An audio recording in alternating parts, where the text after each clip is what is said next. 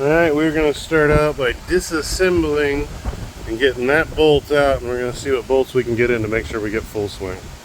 So we got them in, and we actually have plenty of room, but now we're getting ready to do sketchy things. I got to lift the bike up with the hoist so I can get enough room, so that'll actually be my lowest point. Because we got the suspension tucked up nice and tight with a rope. So I'll bring it up with the chain hoist, put the piece of steel in. Well, as you can see, the hoist has been put away, and we are actually at the lowest height this bike will actually sit.